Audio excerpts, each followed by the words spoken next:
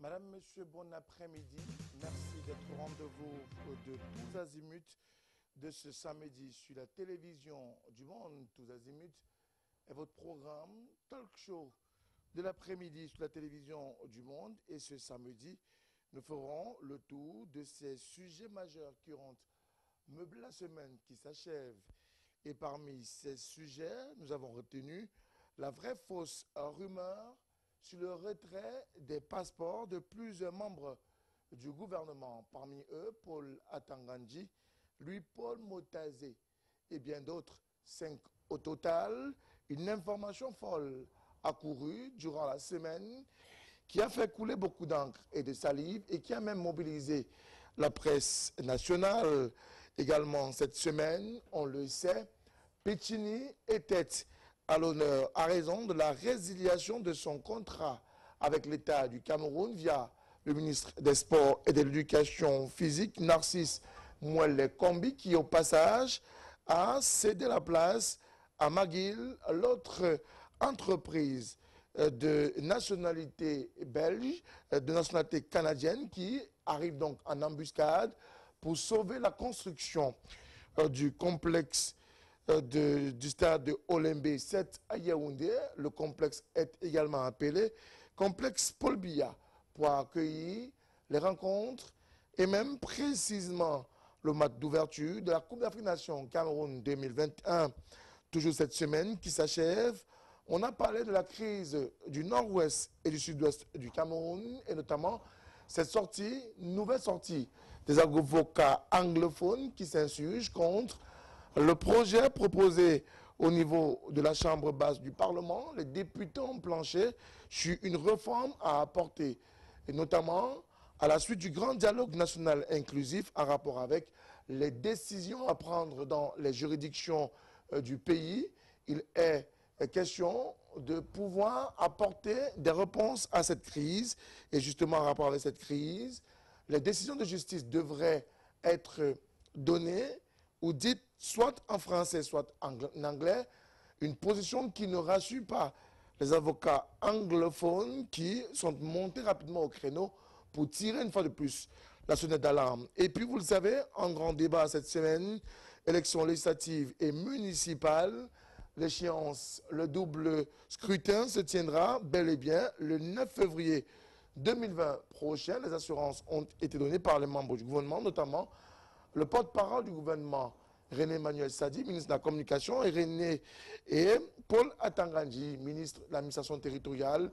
Ces deux membres du gouvernement étaient face aux hommes et femmes de médias dans la capitale politique du Cameroun. Voilà, mesdames et messieurs, l'épine dorsale de cette édition de Tous Azimuts sur la télévision du monde. Avec nos invités, nous ferons le tour de la question. Nous ne manquerons pas de revenir sur ces faits majeurs qui est donc meublé cette semaine qui s'achève. Tous Azimuts, c'est également une émission interactive pour nous envoyer vos contributions via le 6 99 57 30 26, 6 99 57 30 26, et nous nous ferons le plaisir de partager avec vous votre contribution ou alors répondre à votre question dans le cadre de ce programme du samedi après-midi sur la télévision du monde. Mesdames, Messieurs, dans quelques instants, la présentation de notre panel.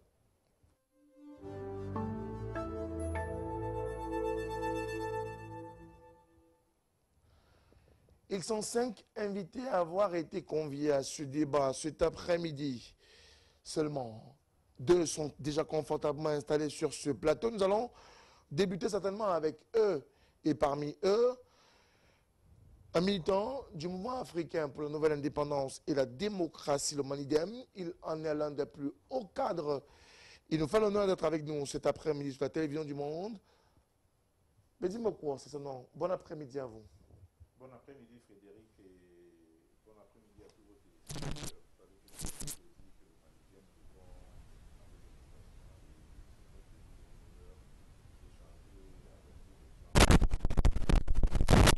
avec Ce sont les sujets de l'heure et vous ferez le plaisir de nous répondre avec toute la sincérité possible pour que les téléspectateurs puissent être informatifs.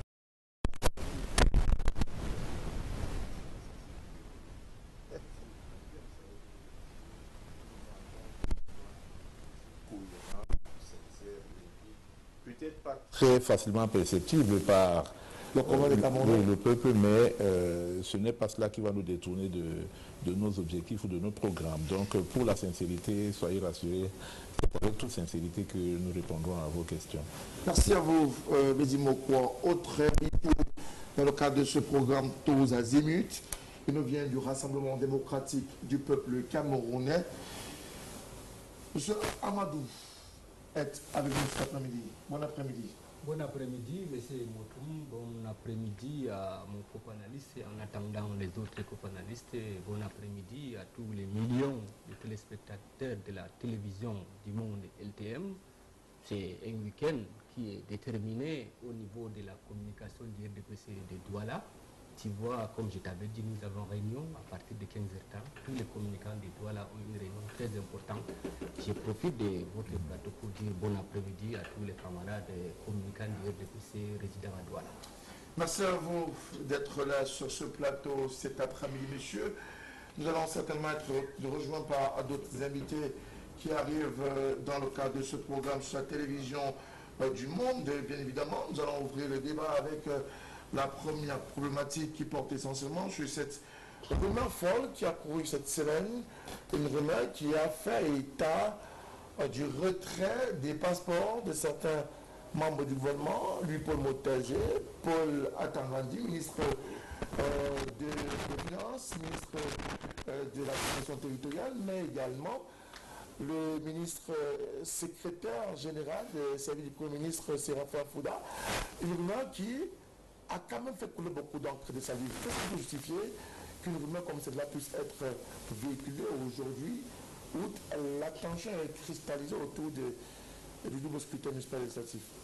On ne peut comprendre ce genre de phénomène actuellement chez nous que par le transfert de la politique de là où elle devait s'appliquer aux réseaux sociaux. Il y a une forme de politique qui est appliquée chez nous maintenant. On a l'impression qu'à défaut de faire de la politique comme il convient de la faire, on se rabat sur les réseaux sociaux où on ne diffuse que de fausses rumeurs. Alors on a l'impression que on manque de faire tomber le régime et puis on se rabat maintenant sur des ersatz qui ne sont pas recommandables. C'est des rumeurs que nous voyons actuellement, on ne peut pas finir de les citer. Donc on se demande bien qui se cache derrière tout cela et la raison fondamentale de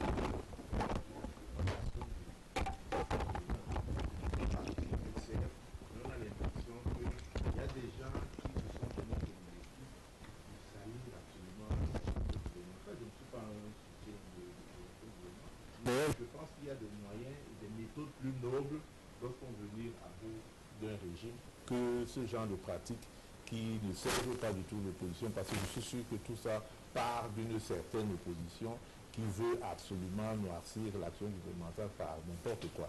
Et nous sommes malheureusement, nous constatons que le champ politique est maintenant pollué par ce genre d'individus qui, peut-être à défaut d'être en mesure de renverser ou venir à bout de ce système par des moyens nobles, se rabat donc sur n'importe quoi. Et ça ne nous sert pas. Nous qui nous réclamons de l'opposition, ce n'est pas cela qui nous sert. Alors, il est question de pouvoir dire toute la vérité, toute la sincérité autour de cette information qui aujourd'hui a fait...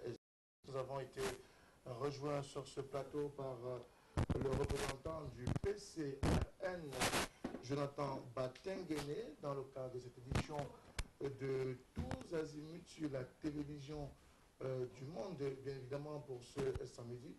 Jonathan Batengene.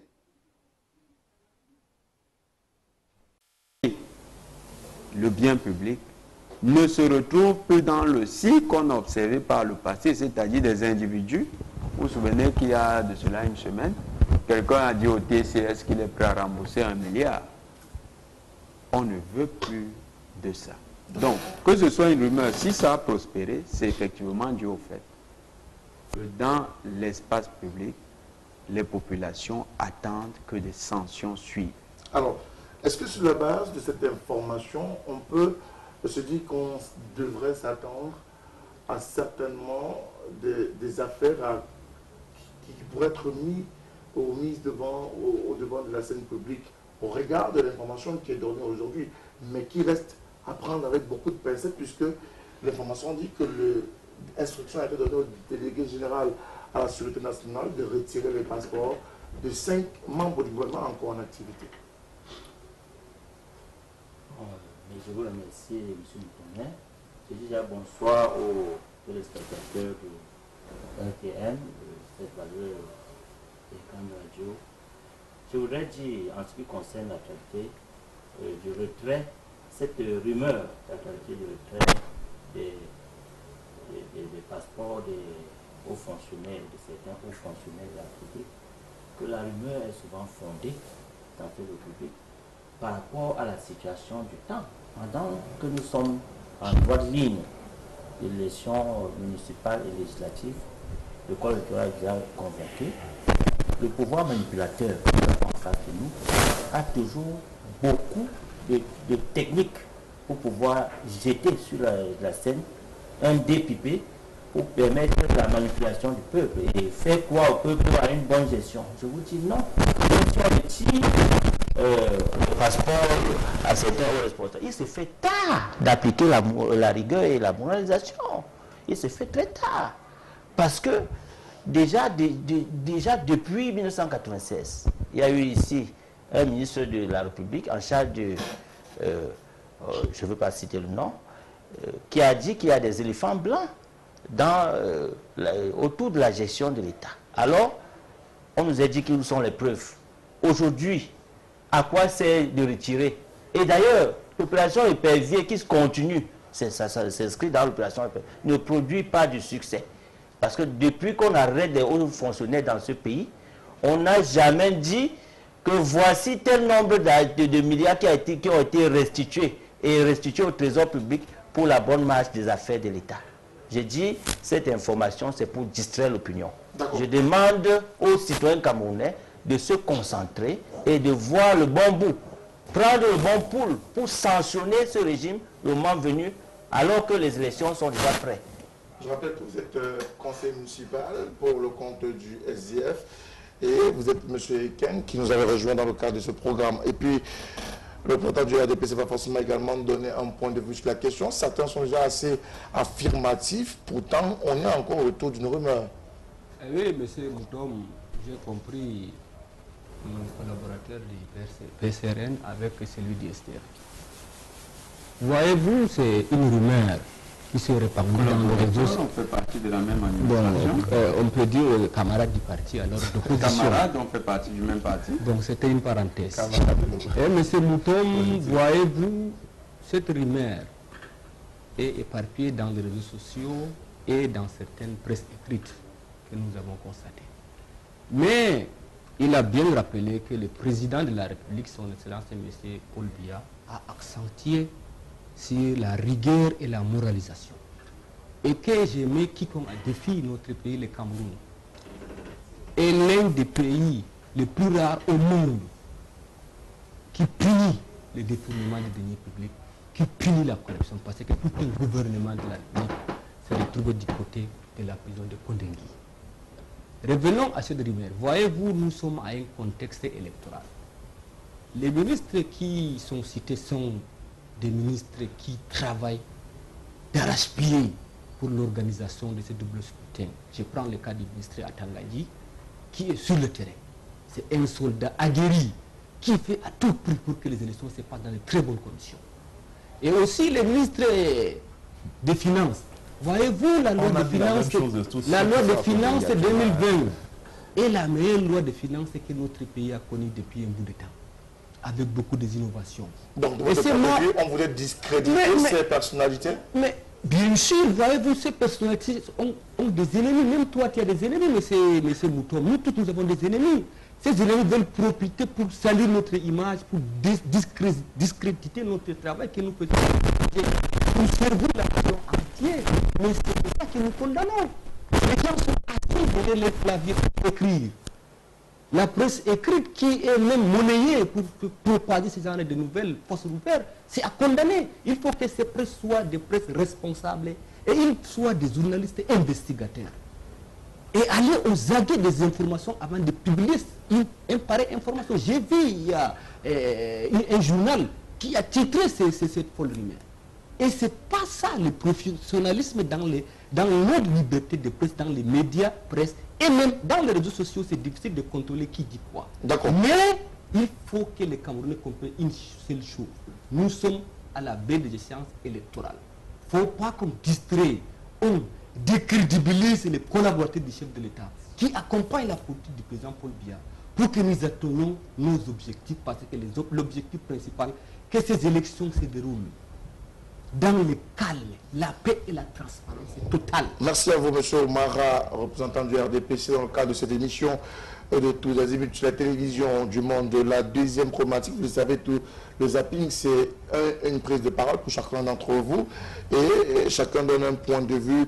Vous l'avez fait. Nous ouvrons à présent la sellette. La sellette, le ministre des Sports et de l'Éducation physique, le professeur Narcisse Mouele-Kombi, qui est monté au créneau et qui a mis un terme à ce contrat avec Piccini, l'entreprise italienne qui avait été choisie pour mener à bien le chantier de construction du complexe d'Olembe à Yaoundé. Malheureusement, à quelques mois du début, et ce malgré le glissement de la Coupe d'Afrique des Nations, le chantier a du mal à sortir sur le terrain. Le ministre a donc pris ses responsabilités et a mis terme à ce contrat. Une décision forte, courageuse et à saluer de la part du ministre des Sports et de l'Éducation physique, Jonathan Batangene. Forte, oui. Parce que nous ne militons pas pour un État fait. Dans n'importe quel pays, lorsque une entreprise qui est censée mener un chantier commence à penser un peu politique, il faut frapper fort. Mais il faut regarder aussi du point de vue de la moralité, parce que tout à l'heure, quand le représentant du RDPC parlait de la moralisation et de la rigueur, moi, je m'attends effectivement à ce que l'enquête soit ouverte pour le cas de ce stade Olembe. Une enquête? Oui, effectivement. Qu'elle soit parlementaire, ou bien même qu'elle soit menée par les institutions qui, de manière déjà normale, dans la vie normale de l'État, enquête sur ce genre de fait. Mais on va voir le ministre sortir, tel un Zorro, mener une action, et c'est comme si cette action apparaissait ex nihilo. Et pourtant, nous connaissons tous le contexte. La Coupe d'Afrique des Nations nous a été octroyée à l'orée 2014. Depuis 2014, au Cameroun, c'est qu'il organisera une Coupe d'Afrique des Nations. Nous étions censés l'organiser en 2017. Ça n'a pas eu lieu, M. Mouton. En 2019. Ça n'a pas eu lieu. Aujourd'hui, nous en sommes encore à régler les choses avec certaines entreprises. Pourtant, nous savons que de scandale en scandale, nous sommes allés et tous ces scandales n'ont pas été résolus. Qu'est-ce qu'il faut faire? Est-ce qu'il faut simplement changer de partenaire? Je pense que de manière scientifique, on dit les mêmes causes produisent les mêmes effets. Effectivement, nous sommes dans une optique d'amélioration. Première des choses serait d'enquêter sur les causes de ce retard. Et sur les causes du fait que cette entreprise traîne du pied. Sanctionner les responsables. Et c'est justement parce que la rigueur et la moralisation n'est pas appliquée dans son entièreté qu'on se retrouve là. C'est pourquoi les populations camerounaises, qui ont commencé déjà à sanctionner depuis les présidentielles, le régime en place, doivent poursuivre ce travail de sanction. Lors des élections législatives et municipales, elles doivent choisir des députés. On n'en est pas encore là. Non, monsieur Non, Moutomé, on n'en est c'est pas très encore là. On n'en important. est pas encore là. Il faut des députés on parlera qui auront le courage. quelques instants. Monsieur Alors, Moutomé, monsieur Moutomé. Non, on parlera de ça dans quelques instants. Puisqu'on a un sujet, monsieur Batengue, c'est pas du lorsque vous dites que vous n'allez pas aux élections, vous devinez dans une monsieur Batengue, cristal. c'est moi qui fais le débat et c'est moi seul qui pose des questions. Merci. Oui, mais est-ce que la posture du ministre monsieur Moutomé, sauf si vous voulez me réduire au silence. Je peux vous réduire au silence. On est sur oui, mais c'est pas. Monsieur, mais ce travail de censure, vous permettez que je puisse vous le faites à l'avantage de qui? Vous permettez que je puisse continuer le débat? Merci. Alors, monsieur Ekin, est-ce que la posture prise par le ministre des Sports aujourd'hui peut être saluée par le SDF qui, il y a quelques années de cela, ou alors au moment du glissement, avait recommandé, sollicité la mise en place d'une enquête parlementaire pour voir plus clair autour de tout ce qui est fait par rapport à la CAN? Vous savez, monsieur Moutomé, vraiment dans ce pays, je ne sais pas, on peut dire ce qu'on peut dire une honte. On évolue avec la honte, on conçoit la honte comme un modèle de fonctionnement. Alors ce que je voudrais dire, c'est que quand le chef de l'État prescrit dans le fonctionnement du gouvernement la solidarité gouvernementale, et lui-même, président, le conseil des ministres et le chef du gouvernement, le premier ministre, président, le conseil du cabinet, il instruit au ministre de travailler ensemble au niveau de la communication. Le ministre de la communication doit communiquer ce qui est fait effectivement. Alors autour de la CAN, des chantiers de la CAN, nous avons eu la communication du ministre Chiroma que tout était fait prêt et le président de la République, saisissant cette occasion, est monté au créneau pour dire nous serons prêts le jour dit. Alors, vous voyez que le même président de la République a pris la parole encore quelques mois plus tard pour dire il y aura glissement, il y a eu glissement de date. Et aujourd'hui, on nous dit qu'on a retiré le contrat à une entreprise qui était censée déjà finir les chantiers. Alors, qu'est-ce que vous voulez dans ce pays? Les populations doivent tirer les conclusions et voir à quel niveau l'État est mal géré. On ne peut pas dire autrement. Le SIR est monté au créneau avec la fonction tribunicienne parlementaire pour dire non, arrêtez ça, faites une commission d'enquête. Le député honorable Jean-Michel Nitieux a demandé une enquête parlementaire pour établir la responsabilité des uns et des autres afin de punir les gens comme il faut. Mais on ne l'a pas fait. Mais aujourd'hui, on retire le contrat à Pichini. C'est pas normal. Vous voyez qu'il y a du mimage. Ça veut dire qu'il fallait laisser. Il y a du mimage. Il faut dire la vérité aux Camerounais. Nous, ce que nous attendons, le peuple camerounais attend que le pouvoir en place, le régime en place qui a failli depuis 37 ans, dise la vérité. Au moins la vérité aux Camerounais. C'est ce que nous attendons. Est-ce que la vérité n'est pas dite aux Camerounais aujourd'hui avec cette décision du professeur Narcisse Moelle-Kombi qui retire et qui met complètement en situation difficile l'entreprise italienne Pichini? Non, je partage tout à fait sa chute, c'est-à-dire la vérité n'est effectivement pas dite par le gouvernement. Sinon, on n'en serait peut-être pas là. Et puis, aujourd'hui, nous assistons donc à cette résiliation de contrat, mais là, c'est la chute. Il faut remonter au début du problème, peut-être pour essayer de bien comprendre ce qui s'est passé. Ce que les gens ont oublié, c'est que la pose de la première pierre de ce stade de Lembe a été faite en 2009. La décision de la construction du stade n'était pas par rapport à l'organisation de la CAN. La décision de la construction du stade, c'était par rapport au programme qu'on appelait PENDIS, c'est-à-dire le Programme national de développement des infrastructures sportives. C'est dans la lignée de ce programme que la construction du stade de Lembe a été faite. La première pierre a été posée, on a vu que la réalisation n'a pas suivi. Donc la décision de la CAN est arrivée et a trouvé que le stade était encore un chantier. Ça, c'est une chose. Maintenant, quand on passe des marchés, surtout quand on est un État, il faut au moins se garantir qu'on a des fonds nécessaires pour passer le contrat. Parce que ce qui se passe, et c'est l'une des raisons pour lesquelles on dit que toute la vérité n'est pas dite, c'est que l'État très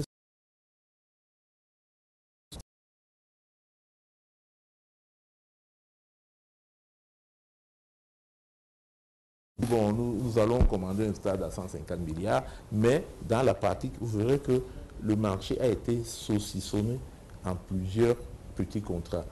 Et c'est ce qui permet donc à l'État d'essayer de faire des jongleries, en ce sens que on va passer d'abord une tranche de contrat comme pouvoir financer, et après on essaie de passer à l'étape suivante. C'est la conséquence qu'on voit actuellement. C'est-à-dire on a commencé à financer des parts de contrat et il n'y avait plus assez de fonds pour continuer. Pourquoi est-ce que le contrat est lié? Pourquoi le groupe Piccini arrête les travaux? Mais c'est parce qu'il n'est pas financé. Et lui, il a des obligations qu'il doit suivre. Il a des obligations, il a des sous-traitants qu'il faut payer, il y a des ouvriers qu'il faut payer.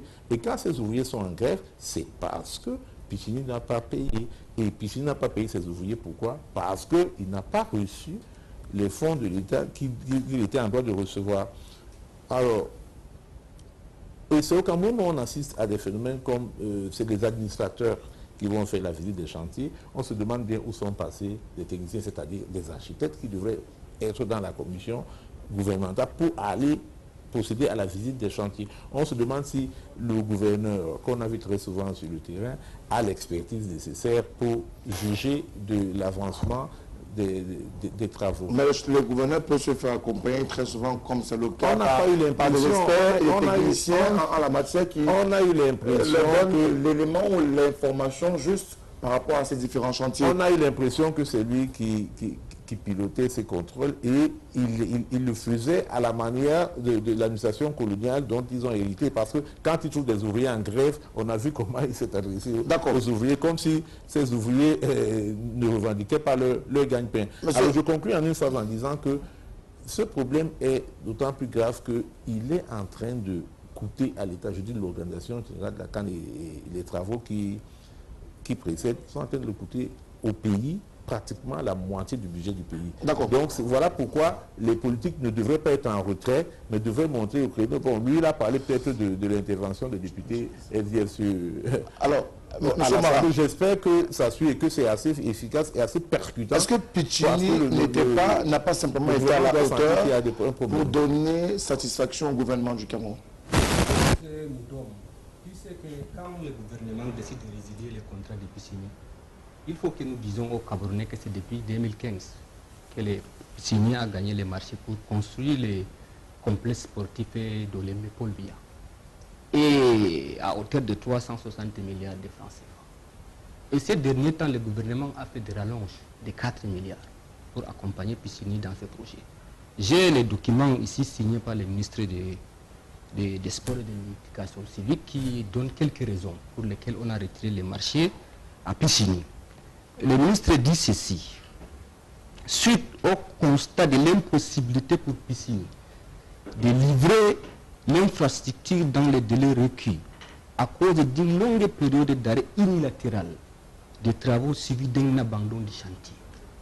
Monsieur Moutom, nous-mêmes entre nous ici au plateau, les raisons évoquées par le gouvernement de résilier ces contrats sont des raisons normales, parce que nous avons un délai. Et le Cameroun, c'est un grand pays sportif, notre pays est respecté partout. Et il est impératif que le gouvernement de la République prenne toutes les dispositions nécessaires pour livrer ce chantier à temps. Pour que nous éviterons, parce que beaucoup de Camerounais qui ne sont pas des patriotes, qui sont des ennemis entre guillemets du pays, qui veulent encore que le Cameroun ne parvienne pas à organiser ce camp 2021. Ce qui est rassurant, même là où nous sommes à 80% des travaux, et 2021, le Cameroun va organiser ce rendez-vous historique et footballistique du continent africain. Parce que c'est normal que le gouvernement résilie ces contrats. Nous avons des délais. Et l'équipe d'inspection de la CAN était le mois passé et ils ont constaté tous les stades avancés. Prenons le cas de Douala, au Sport. Ici même, le stade ici, Bapelepe, à côté de la cathédrale. Les chantiers dans la région du Nord, tous les chantiers ont avancé. Ici, Japoma est l'un des meilleurs stades du monde. Dès que ce joyau architectural sera achevé, je mets quiconque à défi. On va classer. Ce joyau architectural n'a aucun rapport avec d'autres stades construits récemment. Il faut que nous rassurons aux Camerounais que tout sera prêt. J'ai appris que monsieur du SDF disent que le Cameroun l'honorable Jean-Michel Nietzsche monsieur l'honorable demandé de faire une enquête parlementaire pour établir les responsables. Je vais y arriver, le représentant du SDF qui dit ceci. Et par rapport au rapport ou l'enquête, voyez-vous, le temps du gouvernement n'est pas le temps du peuple.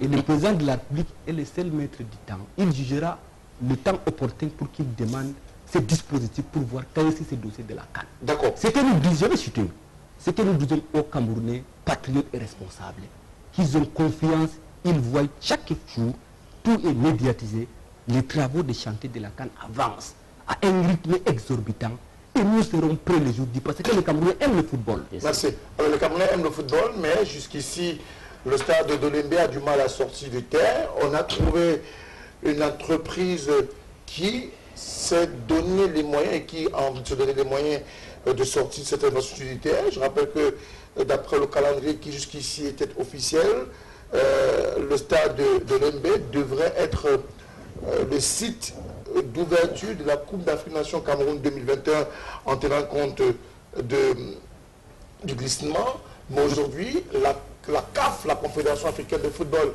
qui est en charge de cette compétition, brandit une espèce d'épée de Damoclès sur la tête du Cameroun. Si dans 9 mois, ces infrastructures ne sont pas livrées, le Cameroun, malheureusement, ne pourra pas organiser la CAN. Alors, est-ce que Magil, qui arrive aujourd'hui, a les moyens de sa politique pour donner toute la chance au Cameroun de pouvoir tenir ces délais-là? Monsieur Moutomé, je vais aborder le problème d'un autre angle. Ce n'est pas seulement les moyens. Je veux parler de la volonté de terminer. La volonté manifeste du gouvernement est celle est démontrée à travers la nouvelle entreprise. Vous savez, le gouvernement, lui, veut sa canne. On ne peut pas dire que c'est le cas de tous ses partenaires autour. Il y a la volonté du gouvernement, il y a la volonté. J'ai bien aimé tout à l'heure quand le représentant RDPC parlait du temps du président, du temps du peuple. On a tant gouverné au Cameroun avec ces phrases. Il y a le temps de tel et le temps des autres. Non.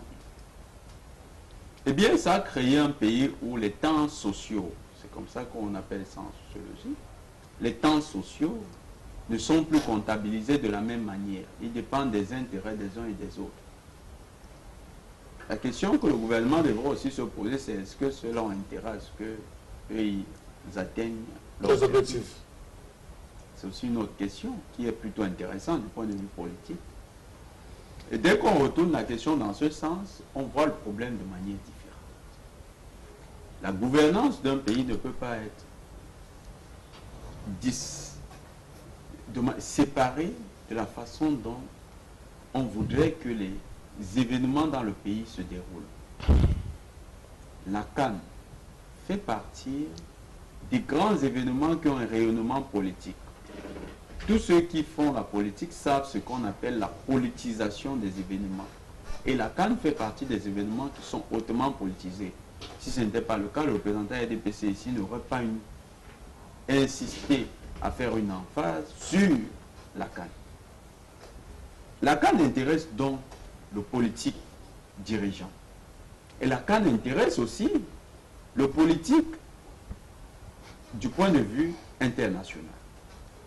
Et si c'est le cas, nous aurions gagné en termes de pertinence sur le plan politique et de prévision à toucher ce que je disais tout à l'heure. Quelles sont les causes de ce retard? Tout ce qu'on fait là depuis, on va faire dans un chauvinisme. Il y a les causes climatiques. Bon, enlevons les causes climatiques qui, du point de vue pertinent, peuvent être mobilisées quand on parle des stades dans le Grand Nord.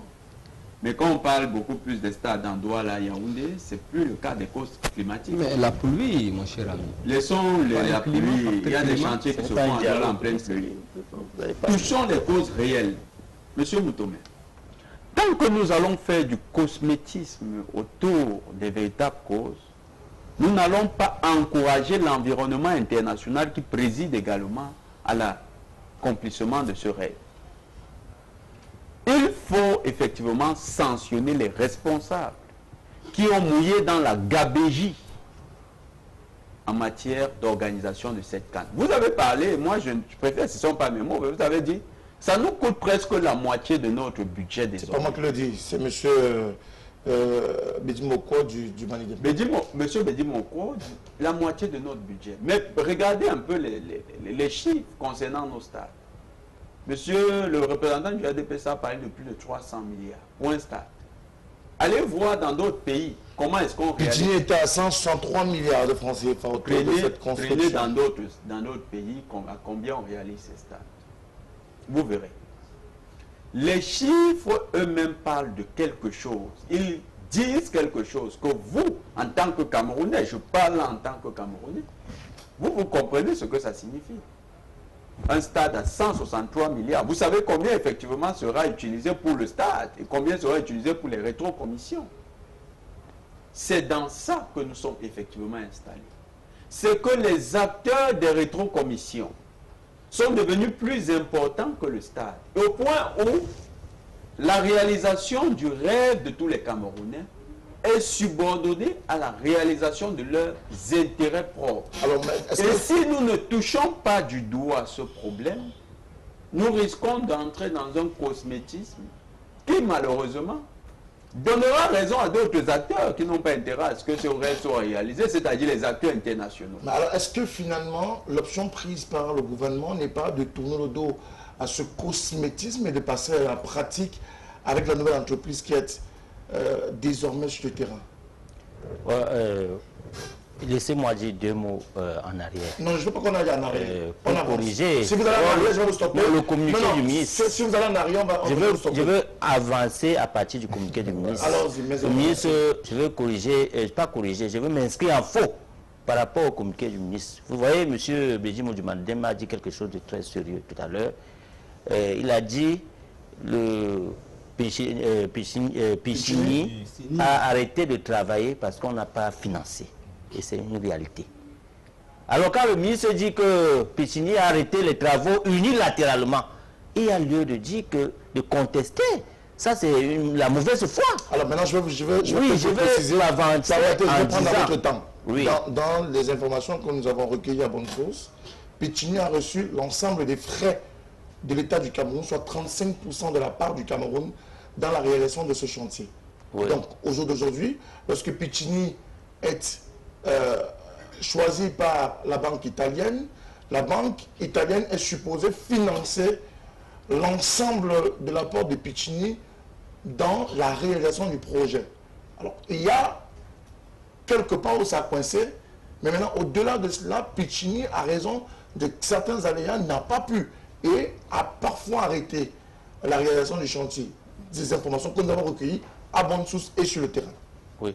Mais avant toute chose, il faudrait savoir que la rupture d'un contrat n'est pas si sain, ça ne va pas si facilement. Il y a autour de la rupture d'un contrat le contentieux juridique qu'on doit gérer automatiquement. Après ça, je crois qu'il y a des réserves que Pichini doit émettre. Il faut déjà gérer ces réserves avant de parachever le contrat du nouveau acquéreur. Et je vous dis, ça ne serait pas si facile. Il faudra que les Camerounais attendent encore un peu plus du temps pour voir sortir de terre ce stade. Il n'y a pas de temps. Mais s'il n'y a pas de temps, mais vous verrez qu'il y aura anguille sur roche par rapport à la construction de ce stade. Parce que vous ne pouvez pas rompre un contrat à quelqu'un sans vous dites que c'est comme ça. Il y a toujours de contentieux. Il y a le temps de gérer ce contentieux. C'est ça, c'est cette pression que je tiens à apporter. Alors, mais dis-moi quoi, est-ce qu'on va rester s'apitoyer sur notre sort ou alors sur ce contentieux à la suite de cette résiliation, ou alors il faut forcément passer à autre chose, se mettre sur le terrain en attendant de gérer le contentieux? Oui, je pense qu'on a résilié le contrat avec Pichini, on a signé un autre avec Madi, mais est-ce que les choses sont aussi simples que ça? Voilà. Je ne pense pas, parce que vous savez que 24 heures après la résiliation du contrat, Pichini a émis des réserves, a écrit au gouvernement et a demandé que le gouvernement a donné 72 heures pour revenir sur la décision. Ça veut dire que Pichini estime être fondé dans ses droits. Ça peut aussi dire que le gouvernement reste fondé dans ses droits à raison des raisons évoquées dans le cadre de cette résiliation. Cela signifie tout au moins qu'il y a un contentieux. D'où la théorie du contentieux. Et je ne sais pas si nous on sortira de ce consensus sans y laisser des plumes. Donc on est en train d'avancer maintenant avec Magil. Mais vous savez aussi que le PDG du groupe Pichini était arrivé au Cameroun. Je crois qu'il a rencontré toutes les hautes autorités du Cameroun. C'était pour avoir une garantie à faire prévaloir auprès des banques italiennes pour que Pichini soit payé par ces banques. J'ai l'impression qu'il n'a pas obtenu ces garanties. Et c'est une des raisons pour lesquelles Pichini n'a pas été payé et à cause de l'arrêt des travaux. Donc, quand Pichini réagit comme il réagit, ça veut dire qu'il y a un contentieux qui va arriver et forcément, l'État du Cameroun, il les sera des plumes. Maintenant, nous sommes allés signer un nouveau contrat avec Magil, mais si les mêmes causes persistent et produiront fatalement les mêmes effets, et ça fait peur. On espère donc que nous souhaitons tous qu'il y ait une calme d'humanité, mais parmi les partis qui sont prononcés favorablement pour l'avènement d'une canne au Cameroun, parce que ça revêt une certaine importance. C'est des événements qui cristallisent l'adhésion sociale, l'adhésion des masses, de tout le monde contre un idéal ou un projet commun. Ça a beaucoup d'avantages. Bon, les infrastructures, j'espère qu'on saura en faire bon usage quand l'événement sera fini. Mais nous avons toujours été rattrapés par l'état congénital de notre système et nous désespérons de croire qu'un système comme le nôtre peut produire quelque chose de positif sans qu'on en soit arrivé là. Et en toute franchise, je voudrais aussi le dire, vous avez parlé tout à l'heure de 9 mois, mais moi, il me semble avoir entendu que c'est le mois de juin qu'on nous avait donné comme délai. Parce que vous savez, tout le monde ne fonctionne pas. Juin partant de la dernière visite des inspecteurs de la CAN. Alors on avait épuisé 2 mois. Il en reste 7 à peu près. Mais vous savez que tout le monde ne fonctionne pas à l'improvisation comme nous. Et c'est un très grand événement avec de gros sponsors qui investissent beaucoup d'argent et qui sont exigeants. On leur a déjà fait subir un gros préjudice par le glissement parce que beaucoup de choses avaient déjà été faites. Mais vous savez que la CAN a eu lieu en Égypte. Imaginez un peu que le sponsor principal, Total pour ne pas le nommer, ait déjà produit un certain nombre de matériels publicitaires et autres pour l'événement. Brander CAN Cameroun. Vous imaginez ce que deviendront ces gadgets? Non, ils vont à la poubelle. Et ces sponsors aussi font pression maintenant pour ne pas retomber dans les mêmes travers. Donc, vous savez aussi que la date de la CAN a été avancée en 2021, du mois de juin au mois de janvier, ce qui nous met encore une pression énorme. Objectivement, nous souhaitons tous qu'il y ait ce grand événement au Cameroun, si lui au moins il peut nous fédérer, nous adhérer tous autour d'un idéal ou d'un objectif, mais l'analyse froide, objectif, nous pousse au pessimisme. On va sortir de ce sujet avec M. Oumara du RDPC. Est-ce qu'il faut rester confiant vis-à-vis des pouvoirs publics qui s'engagent résolument à faire sortir le stade de Lembe, signé Paul Biya de terre et permettre au Cameroun d'avoir, même si la compétition se joue par là-bas, que le Cameroun puisse bénéficier de cette infrastructure sportive? Oui, M. Moutomé, il faut que nous soyons optimistes. C'est ce que je vais au Camerounais. À l'heure où nous parlons, Magil a déjà repris les travaux. Pichini a libéré, Magil a repris les travaux. À l'heure où nous sommes, Magil est en train de mettre des dispositifs pour recommencer à travailler les chantiers. Là, c'est automatique, c'est une information officielle. Je mets quiconque à défi de se rendre peut-être demain ou ce soir à Olembe voir comment les travaux ont déjà relancé. Je vous ai dit ici, et j'ai dit au Cameroun, l'objectif du gouvernement et l'objectif de tout un Camerounais responsable et patriote que nous organiserons ces CAN en 2021. Et nous avons le contraintes du temps, les délais, d'où il est impératif que le gouvernement résilie le contrat avec Pichini. Et si on a fait un choix porté sur Magil, mais il y a quand même des paramètres et des rassurances que les mêmes causes ne produisent pas les mêmes effets, comme disait mon ami du SDF. Nous voulons rassurer au Cameroun que ces CAN, ces rendez-vous footballistiques international aura bel et bien lié au Cameroun en 2021. Toutes les dispositions ont été prises. Toute personne de bonne volonté peut accompagner le gouvernement dans cette politique pour que nous atteignions ces objectifs. J'invite certaines à aller visiter Japoma. Mais c'est Moutoum. Ce n'est pas loin, nous sommes à Douala. Ils partent visiter Japoma qui est prêt. Même si on dit peut-être en février, on peut organiser la CAN, on peut jouer au stade Japon. Et dans d'autres stades aussi, nous sommes prêts. Donc j'invite tous les Camerounais à être des optimistes et à œuvrer davantage pour que ce rendez-vous soit un grand rendez-vous historique, que le Cameroun, un grand pays historique footballistique, organise ce CAN 2021. C'est notre souci majeur à nous tous. Que ce soit de l'opposition, parce que M. Demandem a dit, il souhaite aussi que ce rendez-vous, les délais soient respectés, que nous vivons ce rendez-vous historique. C'est tous les Camerounais qui sont mobilisés pour que ces délais soient respectés. Maintenant, il faut qu'on accentue sur le timing de la livraison de tous les chantiers à temps. Pour que dès que l'équipe d'inspection de la CAN viendra visiter les chantiers, nous serons dans les délais. Et les préparatifs vont s'intensifier. En 2020, on va organiser la CHAN. Tout ça, ce sont les préalables, c'est-à-dire ce sont des préalables même de la CAN. Et M. Moutoum, je vais chuter par là en disant que mes co-panélistes d'être très rassurantes, que cette fois-ci, ça ne glisse pas deux fois. Il n'y a pas de glissement. Il n'y a aucune chance qu'il y ait de glissement. Non. Alors, on va certainement passer au prochain sujet de la crise anglophone. Et vous le savez, cette semaine, les avocats dits du système anglophone sont montés au créneau à Yaoundé. Un projet de loi sur la promotion des langues officielles a été déposé sur la table des députés. Le dit projet de loi a apporté des éléments, mais seulement les avocats anglophones estiment ne pas être en phase avec le projet de loi qui est proposé. De leur point de vue, la crise anglophone a trouvé son essence dans cette option-là, et le projet de loi qui est proposé vise davantage à radicaliser les uns les autres. Pourtant, on appelle tout le monde à se mettre sur la table de la négociation, de la discussion, pour que les uns les autres qui sont encore en brousse sortent et que la paix revienne à la fois dans le nord-ouest et le sud-ouest du Cameroun, et partant que cette paix soit effective sur l'ensemble du triangle national. Alors, avez-vous certainement entendu parler de ce projet de loi sur la promotion de langue officielle qui a été servi aux députés cette semaine? Oui, M. Moutomé. Mais, comme vous savez, le grand dialogue national avait déjà posé les jalons pour la suite, pour amorcer la résolution de la crise.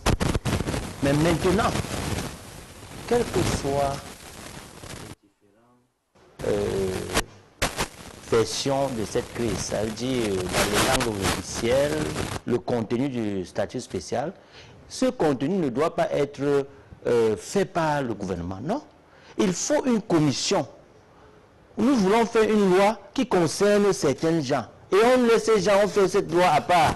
Ça n'a pas de fait. Je n'ai pas dit que tout va se régler sur le plan légal. Le légal. Qu'est-ce que vous appelez de légal? Le droit est consubstantiel à une société, monsieur. Le droit est consubstantiel à une société. Pour que nous adhérons au droit, il faut que le droit émane de la société. Donc ça veut dire que si on laisse les anglophones et produit une loi qui concerne les anglophones, ça ne peut pas marcher. Voilà ce qu'il dit. Il faut également, il faut à tout prix. Les dialogues national inclusif sont-elles ou pas l'émanation des populations à la base? Il faut des commissions pour mettre en place tout ce contenu, le contenu et tout le système du bilinguisme. Parce que on ne peut pas laisser les populations qui sont concernées et produire une loi disant que c'est cette loi qui va gérer ces populations. Donc, les avocats ont tout intérêt, le gouvernement a tout intérêt à associer ces nouveaux revanchards dans la production de ces lois. Eux-mêmes doivent en faire des cures. Parce qu'il s'agit des anglophones qui doivent expliquer à leur population, qui doivent expliquer à ceux qui sont encore en brousse, que sortez parce qu'il y a telle ou telle situation, sortez parce que la loi qui est là, c'est comme ça, comme ça. C'est eux qui doivent véhiculer le message. Ce n'est pas le gouvernement. Le gouvernement a déjà a déjà fait une glissade par rapport à la résolution de cette crise. Il faut associer tous ces corps de métier qui peuvent bien véhiculer le message aux populations pour les faire sortir. Jonathan Mategene, est-ce qu'il est compréhensible cette sortie des avocats anglophones alors qu'un projet de loi est déposé sur la table des députés et un projet de loi qui vise la promotion des langues officielles au Cameroun? Les langues officielles, d'après ce projet de loi, sont le français et l'anglais.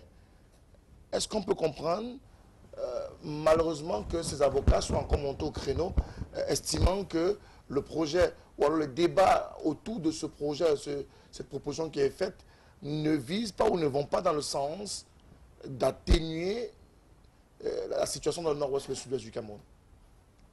S'il faut simplement se placer de leur point de vue, oui, ils ont raison. Mais s'il faut se placer du point de vue de la résolution de cette crise, c'est tout autre chose. Monsieur Moutomé, nous avons affaire avec un défi de civilisation. Un défi historique pour notre nation. Les gens qui regardent la crise dans le nozo du point de vue du contentieux depuis 1961 peuvent avoir une optique dans laquelle ils se placent. Mais notre défi est plus grand. Et quand on le pose dans le débat public comme étant une simple réponse à la langue ou à la promotion des langues, tel que l'État actuel le fait, et pas des langues d'ailleurs camerounaises, des langues tout à fait coloniales, on se retrouve avec un débat qui pose un clivage clair. L'anglais, le français. Avec tout ce que ça comporte, c'est-à-dire le soutien de la France, promoteur de la langue française, ou de l'Angleterre, promoteur, et des États-Unis, bien sûr. C'est un héritage culturel, colonial, on va le dire ainsi. Monsieur Moutomé, il existe deux types de pays en Afrique. Je vais le dire clairement. Peut-être beaucoup de gens ne le savaient pas, mais il existe deux pays en Afrique. Il y a des pays pour qui la colonisation fut une parenthèse qui a été rebouclée. Prenez le Maghreb, vous verrez ça. Prenez le Zimbabwe, vous verrez ça. Et il y en a des pays pour qui la colonisation fut un tournant qui a changé radicalement leur manière de voir le monde. C'est le cas de notre pays. Nous avons donc un défi civilisationnel. Et les Camerounais qui doivent être assis pour réfléchir à ça, je ne les vois pas pour l'instant. Du moins, nous ne les voyons pas. Ce que nous voyons, c'est que le débat s'est réduit à des questions de juridisme. L'État lui-même veut conférer au débat sa position, son caractère légal. C'est le pourquoi ils discutent de ça en tant que loi. Et donc, les avocats, quand je disais tout à l'heure, ont raison. C'est parce qu'en tant que loi, le problème va se reposer. Nous devons résoudre ce problème là où il a sa racine. C'est-à-dire, quelle est la civilisation, quel est le projet de civilisation que l'État camerounais, parce que c'est l'État camerounais en dernier ressort qui devra trancher, la nation camerounaise n'étant que consubstantielle, ou bien n'étant qu'elle-même dépendante de l'État camerounais, devra dépendre de résolutions que l'État camerounais prendra. Nous, au PCRN, nous avons proposé comme solution le fédéralisme communautaire. Et même si aujourd'hui peu de gens prêtent attention à cette affaire qui est étrange, le fédéralisme communautaire est une réponse réelle au problème de civilisation que pose la crise en zone anglophone. D'accord. Parce que, M. Moutomé, je ne veux pas que cette question soit épongée comme ça. Rentrez en zone dite anglophone. Vous verrez encore des clivages entre habitants du nord-ouest et ressortissants du sud-ouest dans cette zone. Pourquoi? Parce que le défi civilisationnel se pose à un autre niveau.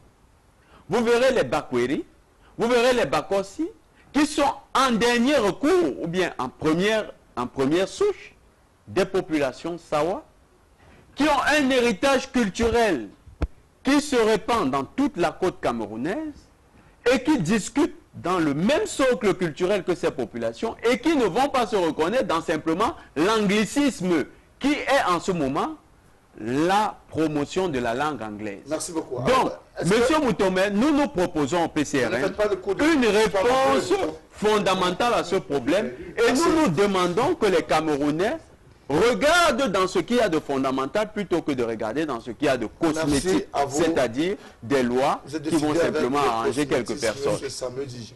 Alors, Betty Moko, est-ce qu'on est dans la perspective de la résolution de la crise avec ce projet ou cette proposition de loi sur les langues, plutôt du pan du gouvernement, et d'autre part, est-ce qu'on est dans la perspective d'un chantage qui vise davantage à radicaliser les uns les autres au regard de la posture prise par les avocats de la zone ou de la partie anglophone du Cameroun?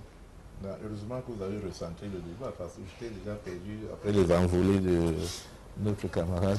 Il a décidé de faire essentiellement de l'histoire politique et de qui n'est pas superflu, qui est tout à fait essentiel. Jonathan Batengue.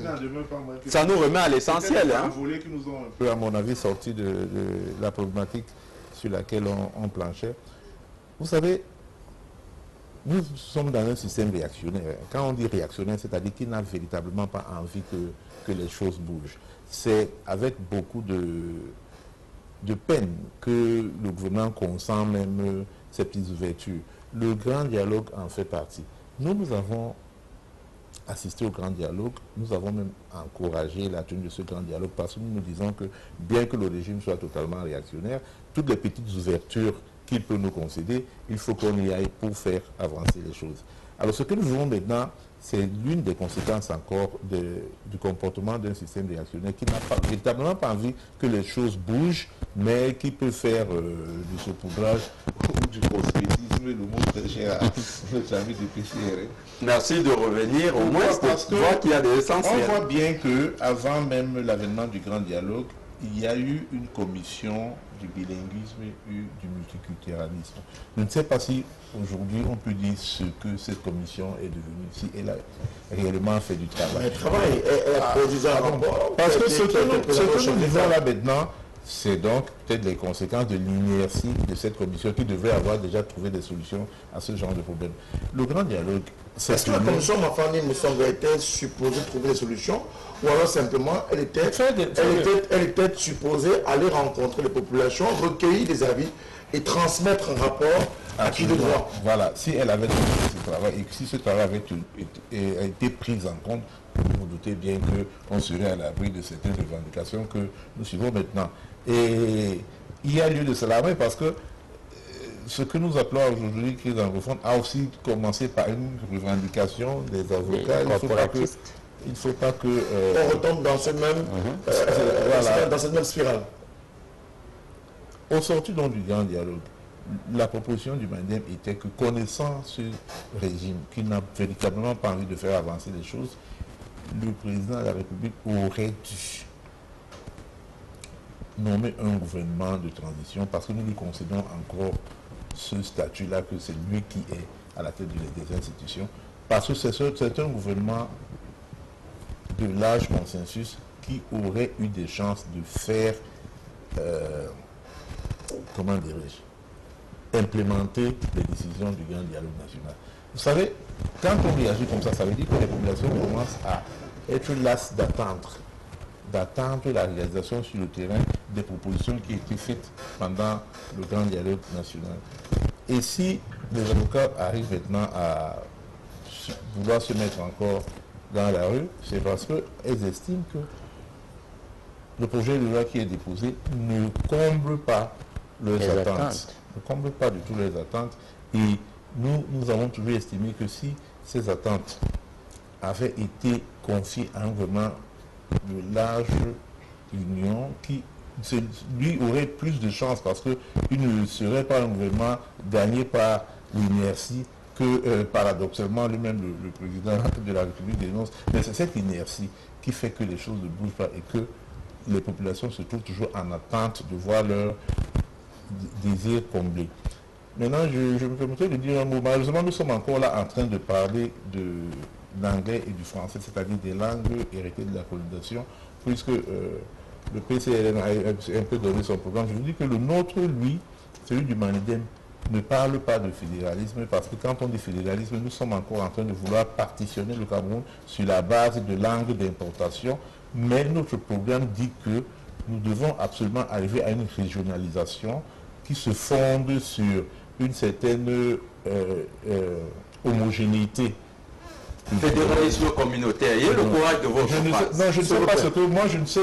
J'avoue que je ne comprends rien du tout à ce que vous appelez fédéralisme. Homogénéité que vous appelez, c'est la communauté, monsieur. Mais je pense que quand on dit... Les historiens appellent ça la communauté, monsieur. Régionalisation qui se fonde sur une certaine homogénéité culturelle et sur la base des régions regroupées sur des fondements économiquement viables. C'est ça la communauté. Pas du tout. Il faut absolument que des populations... Vous avez peur de votre... Il faut absolument que des populations homogènes prennent en charge leur destin. Et cela permettra encore d'avoir donc des langues nationales. Parce que nous avons dit que nous pouvons avoir 4 langues nationales et avoir une langue de communication avec l'étranger qui est l'anglais. En fait, vous venez de dire que nous pouvons avoir 4 ailes communautaires, 4 ailes culturelles. S'il vous plaît. Bon. Peut-être c'est ce que vous avez appelé fédéralisme communautaire, mais moi je ne comprends rien de... Alors, ça met de comprendre. Si vous avez donc copié le programme de Mandela, il fallait l'appeler comme Mandela. Est-ce qu'aujourd'hui que les avocats anglophones montent au créneau à raison de ce que dans la proposition, à l'article 26, il est dit que les décisions de justice doivent être rendues soit en français, soit en anglais, peut être considéré comme un élément suffisamment fort qui encourage les autres, une fois de plus, à protester face à une situation déjà radicale où on enregistre plusieurs morts, des centaines de blessés, de nombreux édifices complètement saccagés et détruits. Une économie pratiquement en lambeaux. Monsieur Moutom, depuis 3 ans, nous faisons face à une situation très compliquée dans les régions du pays. Le comportement de ces avocats ne nous honore pas. Même s'il faille qu'ils ne sont pas d'accord avec l'article 26 nouveau, mais la façon de contester n'est pas bonne. Voyez-vous, le cardinal Christian Tchoumi venait d'effectuer une caravane de sensibilisation. Dans les 2 régions du pays, il a rencontré même ceux qui sont en brousse. Combien de fois les avocats quand même sont des intellectuels.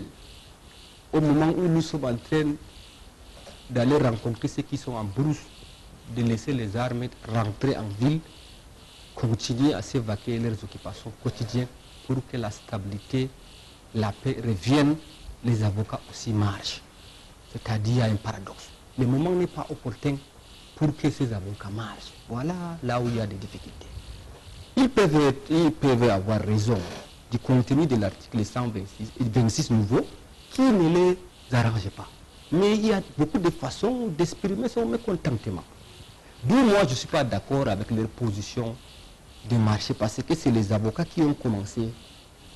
Le problème là où on se retrouve là, c'est ces avocats avec certains enseignants qui ont... C'est comme ça que le début de la crise anglophone a commencé.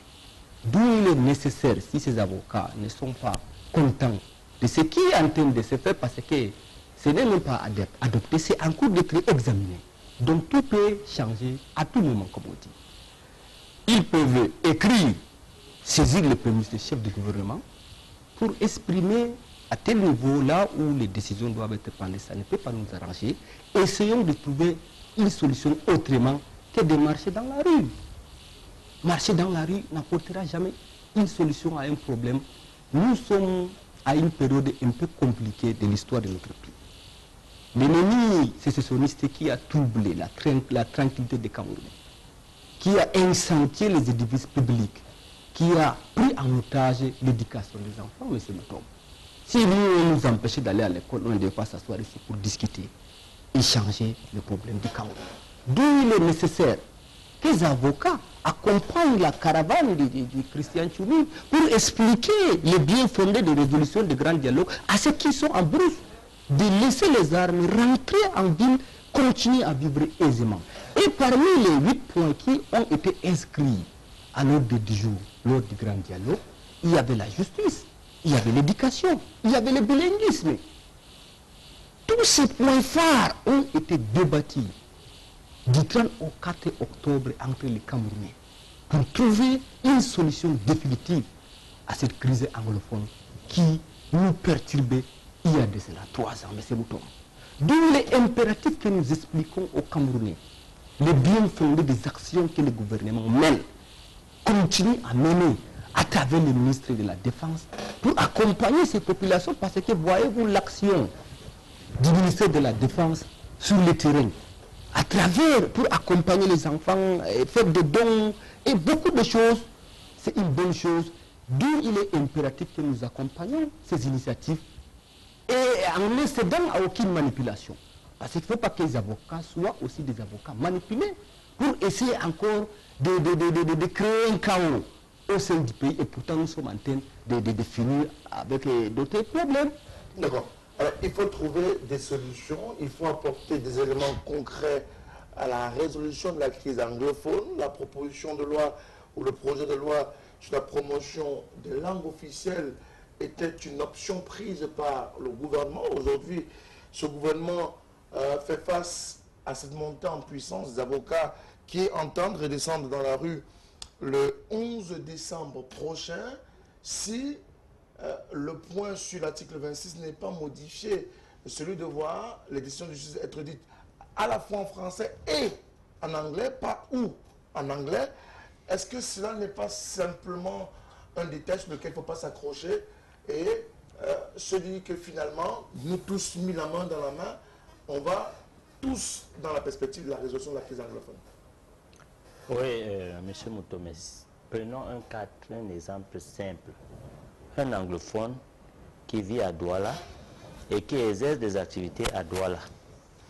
Maintenant, il est face à un contentieux qui doit se rendre au niveau de la justice. Les tribunaux sont là, il se rend et il a fait ses études en anglais.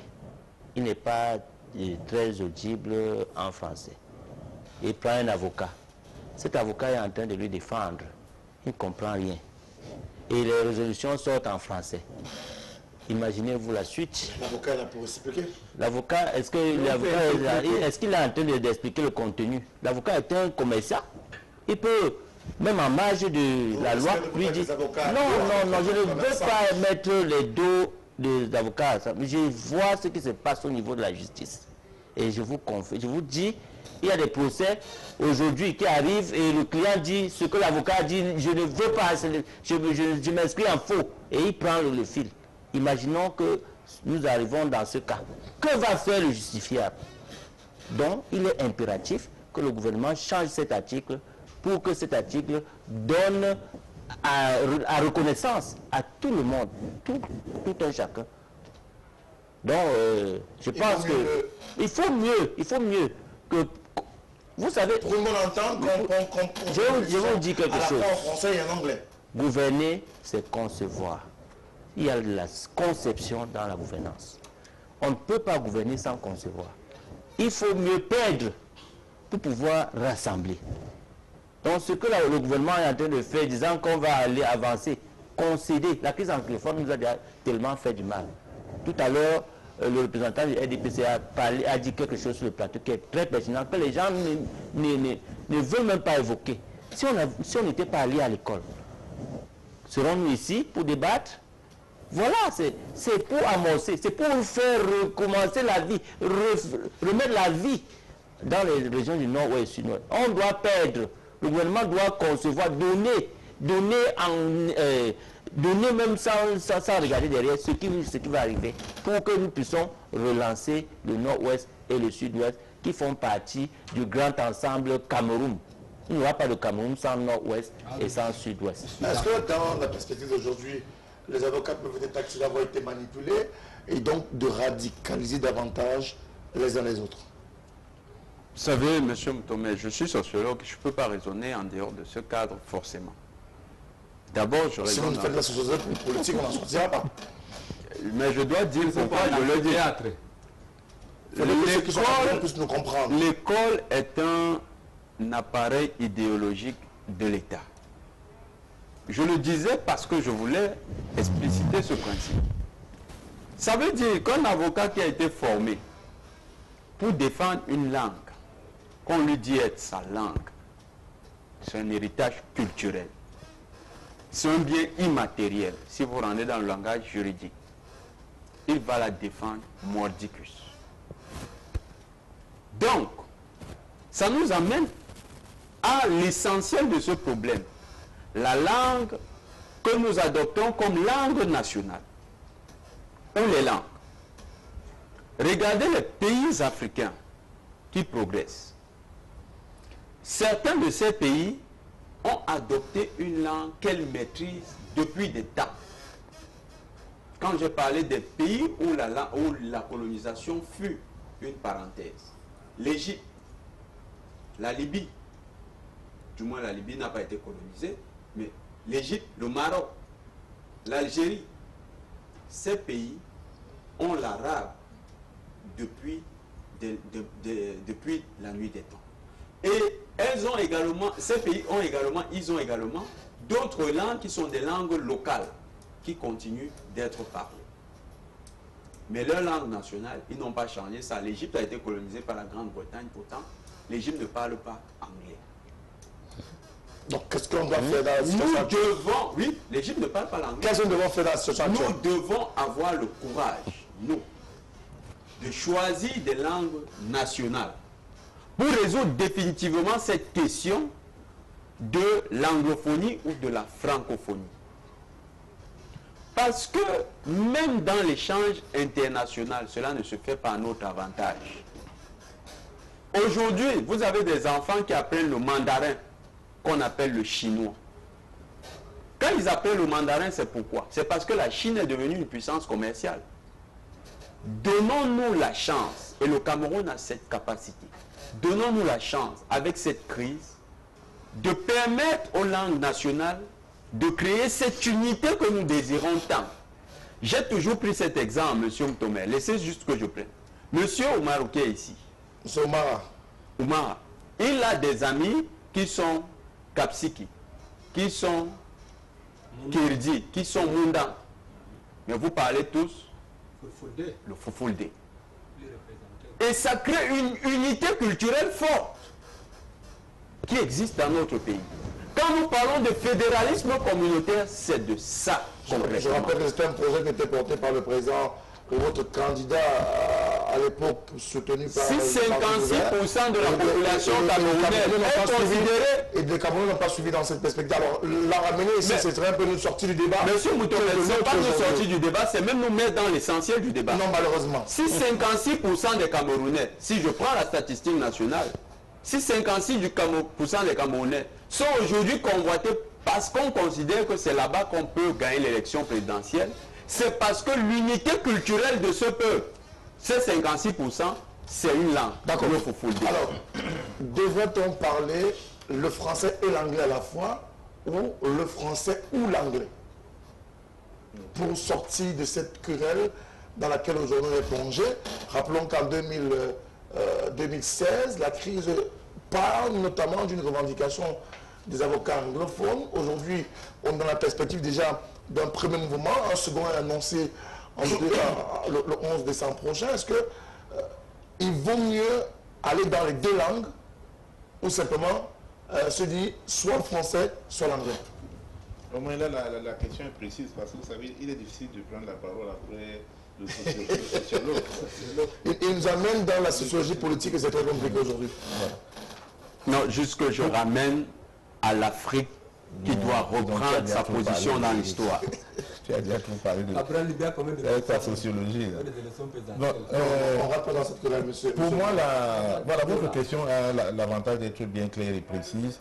Et le représentant du SDF tout à l'heure, l'exemple qu'il prend du justiciable qui est au tribunal et qui veut bien comprendre comment se déroule son procès. Je pense que cet exemple répond très rapidement à la question.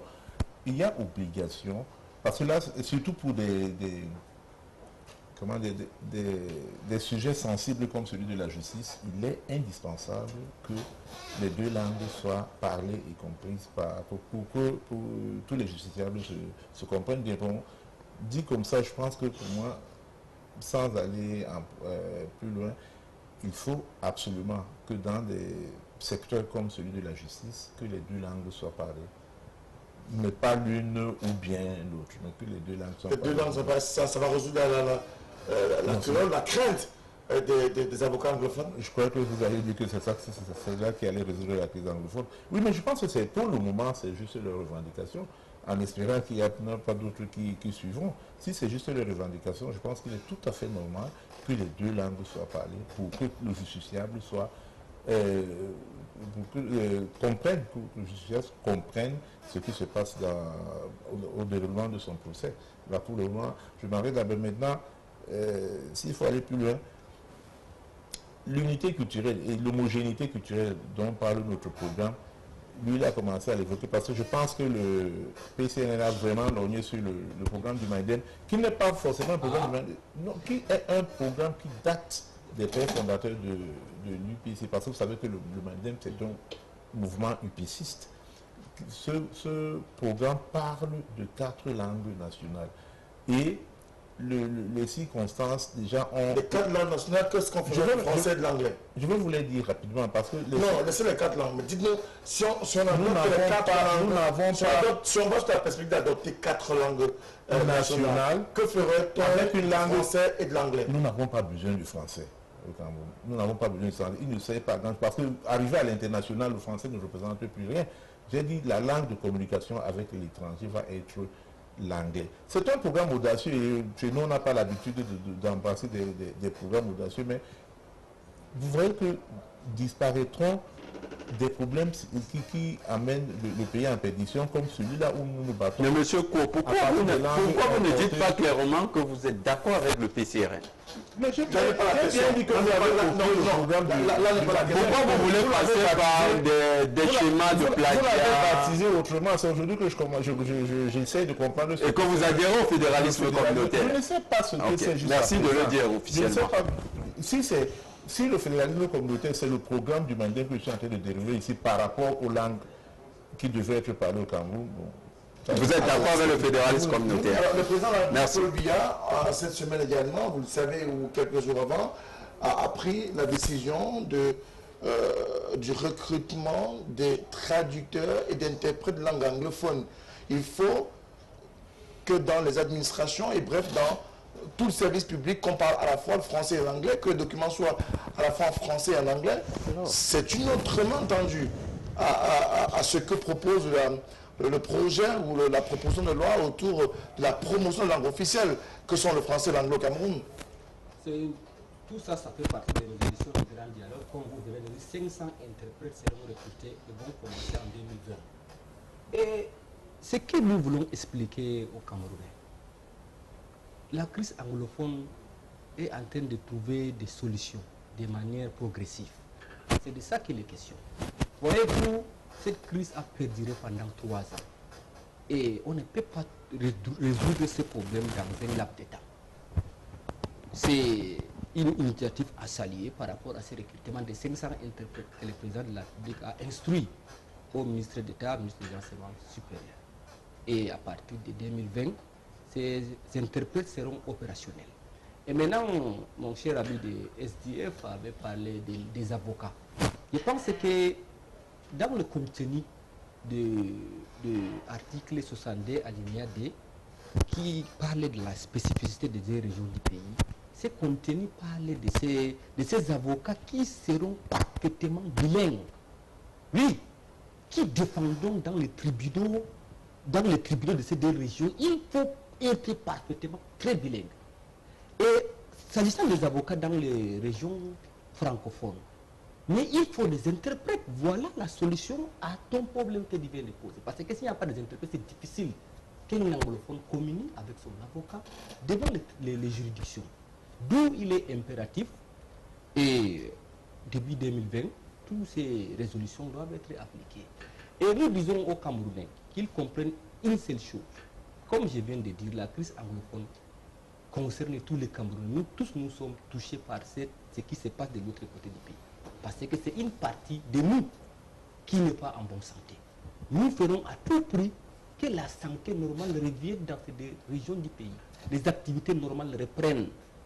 dissiper des temps. Parce que certains petits foyers de tension, toujours dans ces deux régions du pays, font un peu de bruit. Et que nous souhaitons que les calmes reviennent dans ces deux régions du pays pour que nous sommes à la veille des fêtes de fin d'année, pour que celui qui est à l'Ebialem, celui qui est au fond des Mandjou et autres aussi se sentent à l'aise. Et pour célébrer ces fêtes de fin d'année en famille. Alors, on va prendre quelques SMS des téléspectateurs. Lors de BPST nous écrit cet après-midi, bonsoir, le PCRN demande aux populations de continuer à sanctionner le régime en place en votant des députés courageux. Nous sommes déçus par l'attitude de certains de leurs représentants qui ne semblent pas respecter certaines têtes de liste. Pourra-t-il changer la donne? C'est ce que nous dit l'ordre de PCT qui continue en nous disant que la sortie des avocats d'expression anglophone n'était pas opportune. On se demande encore pourquoi maintenant, alors que les résolutions du grand dialogue national inclusif sont en train d'être mises en place, comme le dit le représentant du RDPC sur votre plateau, pourquoi ne pas adresser une correspondance au gouvernement de la République? Le Cameroun n'a pas démarche vu le contexte, ne veut pas démarche au vu du contexte actuel qui prévaut sur l'ensemble du triangle national. C'est l'heure de BPST qui nous envoie son SMS cet après-midi. On prend également d'autres SMS qui sont arrivés. Bonsoir, M. Moutomé. Dites au représentant du RDPC, on vous invite à Libialem à travers le SMS. C'est M. Clétous de Fongo-Tongo qui vous invite vivement à vous rendre dans cette partie du triangle national. Bonsoir, je suis Gabriel Dassi et le problème était linguistique. Pourquoi nos gouvernements ne peuvent pas construire des écoles typiquement anglophones dans les zones dites anglophones et les écoles typiquement anglophones dans les zones francophones et exiger des parents d'inscrire les enfants dans ces deux établissements. Pour votre gouvernement, plusieurs parents envoient déjà les enfants de la zone francophone vers la zone anglophone pour davantage cultiver ce bilinguisme. Bonsoir le panel. Quand on parle de bilinguisme, vous devez vous exprimer dans la langue où vous vous exprimez le mieux en vous assurant que votre interlocuteur vous a compris et vice-versa. Merci, c'est comme Francis Abouya dans le sud-ouest du Cameroun qui nous envoie son SMS cet après-midi. Bonsoir, l'État ne construit pas les stades, mais des complexes sportifs que les Camerounais le savent, c'est Niem de Douala. Monsieur Moutomé, est-ce que c'est seulement dans les zones dites francophones qu'on doit faire des efforts pour parler l'anglais, donc on ne parlera plus le français de l'autre côté? C'est une question qui est posée par M. Niem et il nous dit la construction, la création du Comolo à l'INAM n'est-elle pas une solution pour résoudre finalement la crise dans le nord-ouest et le sud-ouest du Cameroun? Je ne sais pas pourquoi vous perdez votre temps à parler de ce gouvernement. Il faut qu'il nous excuse. C'est JP de Niala, pardon, de Chang à l'ouest du Cameroun qui nous envoie sur SMS. Bonjour M. Moutomé, je serai hors sujet en vous faisant remarquer que le boycott du MRC était décidé dès sa sortie de prison. Merci pour cette réaction, mais M. Ignace, il n'est pas question de ça à l'instant. On ne parle pas encore de cela.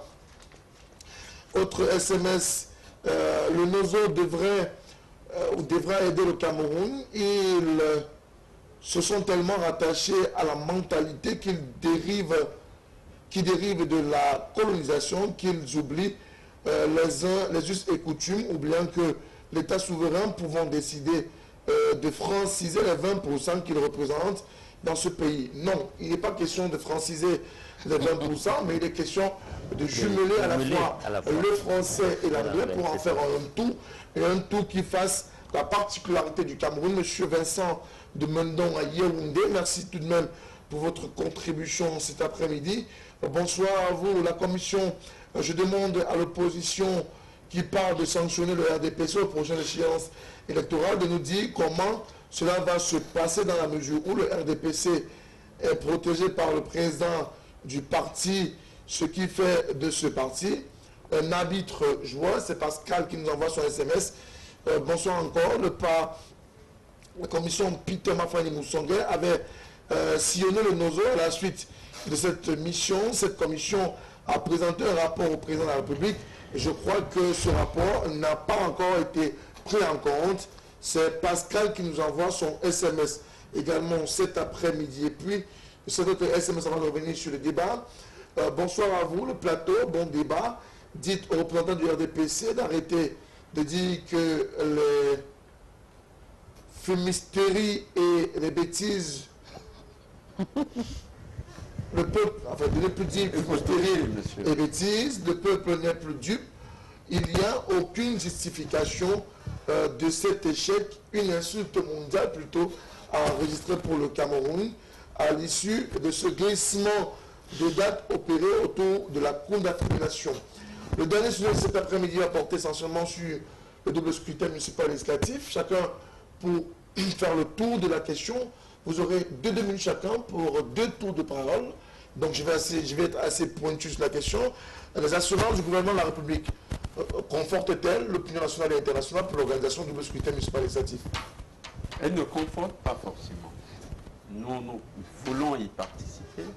C'est parce qu'effectivement, il y a des doutes sur la crédibilité du scrutin que nous disons il y a des réserves à émettre. Effectivement, ces réserves ont été émises par le président national Kappa Libi, qui a dit, au vu des injustices et des forfaitures qui ont été constatées sur l'ensemble du territoire national, des candidats qui ont été empêchés, les sous-préfets qui ont été absents, du fait qu'ils étaient aussi membres de section RDPC quelque part, oui, compétition. Ça, c'est une accusation qu'on ne peut pas prouver. Des maires, bon, monsieur Moutomé, je ne sais pas comment est-ce que vous savez qu'on ne peut pas prouver ça. Vous ne pouvez pas le prouver sur si vous le dites de manière péremptoire, je prends ça comme tel. Vous nous dites qu'ils sont à la fois... Est-ce que vous le dites de manière partisane ou bien en tant qu'acteur? Vous avez fait une affirmation qui ne peut pas être justifiée là.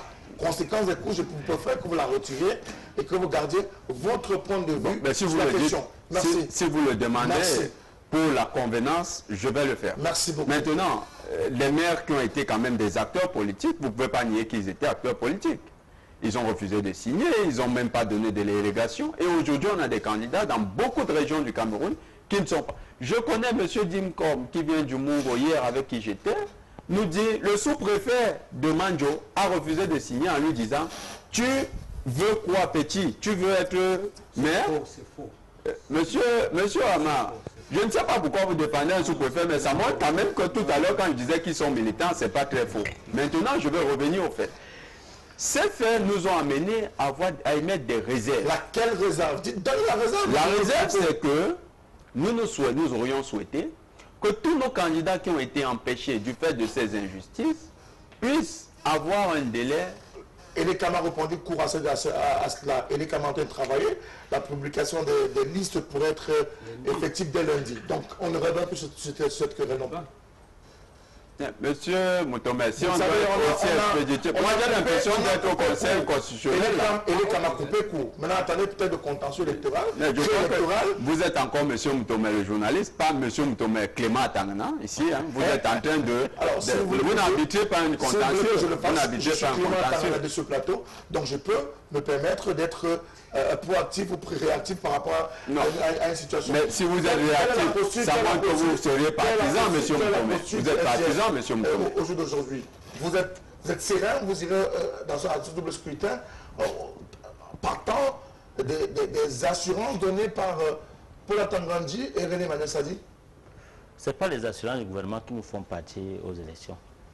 D'abord, avant de commencer, nous avons pris la posture de ne pas aller aux élections si le grand dialogue national, si la résolution de la crise anglophone n'avait pas été amorcée. Mais déjà, à l'entame, avant de convoquer le corps électoral, l'État a fait des efforts de poser les jalons. Il y a eu le grand dialogue. Maintenant, le grand dialogue a produit certaines résolutions qui sont concipées par l'INESI. Ce que nous demandons à l'État camerounais, c'est de décongestionner les résolutions du dialogue. Et je peux, lors de ce plateau, sur ce plateau, demander au président de la République, pour que tout le territoire national participe aux élections municipales et législatives, de convoquer après cette session une session extraordinaire pour mettre en place, pour mettre en exergue les résolutions du grand dialogue, afin que tout le monde participe sainement au on pourrait dire que le SDF nous sert de la danse Bafia. Ce n'est pas de la danse Bafia. Laissez-moi chuter. Avant, quand j'ai fini ça. 2 minutes chacun, je coupe. Non, c'est pas jusqu'à 2 minutes, j'ai pas fait une. Vous avez épuisé. Je vais chuter en disant ceci, c'est que le SDF attend une réaction forte de l'État. D'accord. Celui de taper les mains sur la table et de faire solutionner. J'ai l'impression que le SDF demande au régime de tenir une baguette magique pour... Pas une baguette magique, poser les jalons. Merci. Hein, donner le contenu du dialogue national. Dit tout à l'heure que donner ce contenu. Sinon, jusqu'à la date du jour dit, nous ne participerons pas. Merci d'apporter la précision là, parce que depuis là, tous les militants ou les responsables du SDF qui venaient ici nous disaient on va y aller, mais on attendra. Le Manida nous dit quoi? Élection, oui, c'est bien, mais dans quelles conditions? Y a-t-il des conditions préalables pour également participer à ce nouveau scrutin municipal législatif? Non, le Manida n'a émis aucune condition préalable. Et vous avez bien fait de demander aux représentants du SDF s'il y aurait une baguette magique qui mettrait fin à la crise anglophone d'ici le 9 février. Parce que on n'a pas dit de mettre fin, on a dit de poser les jalons. Le SDF commence à nous habituer à cette surenchère chaque fois qu'il y a une échéance électorale. Et même autre chose, on a toujours vécu cette réaction de la part du SDF qui tout peut croire qui fait de la surenchère. Vous savez, il ne faut pas que l'opposition se fasse prévaloir de ses propres turpitudes. Nous sommes militants de l'opposition comme les autres, mais il est exagéré de réduire maintenant la préparation à ce scrutin à un problème du maire ou du sous-préfet qui a fait ci ou qui a fait ça. Vous savez, quand on est... S'il vous plaît, on n'a pas les mêmes problèmes. Quand on n'est pas sûr de couvrir le territoire national, on n'a pas les mêmes problèmes. Monsieur Batenguene. C'est vrai. J'en connais qui se prévalait être le plus grand parti du monde, mais qui a finalement fait machine arrière parce que quand il a vu sa réalité sur le terrain, il a fouillé. Vous avez la même prétention. Vous avez la même prétention. On attend votre publication. Vous savez. Respect de ce délai, vous verrez Voilà. 70 listes. Alors quand vous avez 70 nous avons la capacité S'il vous plaît, monsieur le Batenguene. territoire national, monsieur quoi. Quand vous avez la Nous ne sommes pas un parti régional. Monsieur Batenguene. Quand vous avez la capacité de couvrir tout le territoire national et que vous prévalez être un parti sérieux, je pense que vous devez savoir que une élection ne se prépare pas en 15 jours. On n'aurait pas la parole pour le jour. En 15 jours. Donc vous n'êtes pas bien organisé, vous savez qu'il y aura. Il y a Sauf, des partis non, la règle, peuvent donner des non, leçons, hein. la règle aurait été, la règle était qu'il y ait élection en février. C'est l'exception qui aurait fait qu'il n'y ait pas élection. Donc on savait tous qu'il y aurait élection le 9 février en respectant le calendrier électoral. Et si on est un parti sérieux, on s'organise dès la fin de la précédente. Donc, vous entendez un parti qui présente... S'il vous plaît, monsieur Batenguene. Non, mais qui ne vient pas dire que... Non, qui ne vient pas demander des prorogations de 15 jours parce que le sous-préfet a menacé un militant. Alors, c'est vous qui aurez... Aujourd'hui, s'il vous plaît, monsieur. On ne se peut pas ce genre de génie. Aujourd'hui,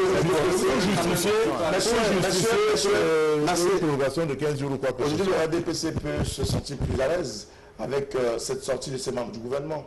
Oui, avant d'arriver à la décision du DPC, j'ai mon cher ami dit Cabral Libi bavard de trop. Il fait le bruit sur le plateau pour rien. C'est-à-dire, M. Cabral Libi est immature politiquement. Non, on parle pas de M. Cabral Libi. Non, oui, PCRN. C'est lui qui avait demandé les rallonges de 15 jours. Je l'invite à lire le code électoral. Et ça n'a aucun fondement juridique. Ça ne se comprend pas. Tous les partis politiques qui ont demandé les rallonges, ça n'a pas de fondement juridique. On ne peut pas rallonger. De un. Et de deux, Cabral, PCR n'a jamais participé à une élection municipale. C'est-à-dire il ne prenait pas ça au sérieux. Les délais de 15 jours, ce sont des délais qui sont réglementés par les textes. Les partis comme SDF, qui a fait un rétropédalage est revenu, est prêt. Manidim est prêt. Tous les partis sérieux qui savent que quand il y a élection, il y a un code électoral qui donne le timing du dépôt de décision jusqu'à la proclamation du résultat. Ils respectent ces procédures. Si vous n'êtes pas prêt, dites que vous n'êtes pas prêt, mais n'accusez pas les délais, des délais comme de 15 jours pour vous préparer à présenter pour lister. D'où maintenant, il faut que nous expliquions aux Camerounais de comprendre une seule chose. C'est vrai que je suis très sérieux. Non. Soyez, si vous n'êtes pas prêt, c'est pour vous. Mais essayez de distraire les Camerounais que Cabral Libya a fait ceci. Comment encore la campagne? Comment vous ne sommes pas dans de campagne? Non, je reviens maintenant à messieurs du SDF. Le SDF a compris, il faut être républicain. Et il ne faut jamais faire la politique du siège vide. Parce que c'était l'exemple des boycotts des élections en 92, ils ont boycotté. En 97, ils ont boycotté. Cette fois-ci, ils ont voulu boycotter, mais ils ont compris, s'ils boycotteraient, les SDF disparaîtraient de la scène politique camerounaise. D'où maintenant un parti politique qui faisait le bruit partout, lui-même a compris, ils n'ont pas pu constituer 30 listes dans les 360 communes du Cameroun. Ils ne pourront pas prétendre être deuxième sur les élections présidentielles. Cette popularité, tu peux le prouver dans les élections municipales et législatives. C'est ce que je reviens au RDPC. Le RDPC actuellement contrôle 333 communes et 141 députés.